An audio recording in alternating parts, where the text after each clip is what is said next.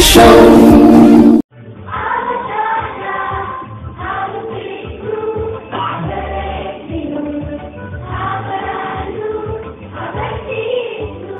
Waamicha walgahii hawaasa Oromoo magaalaa Kalgaariif naannoo isheef akkuma beekame koreen bulchiinsa hawaasa Oromoo waan gadaa ishee xumurteef jecha gabaasa waggaa lamman darbee hawaasaaf dhiyeessuu waan barbaadaniif waamicha guddaa isiniif godhanii jiru. Guyyaan isaas Agayya yookiis August gaafa 6 2016 waaree booda sa'a 4 haga sa'a 6tti. Teessoon isaas Sunalcha Community Center shin 127 10 Avenue South West. Koree bulchiinsa hawaasa Oromoo magaalaa Kalgaariirraa.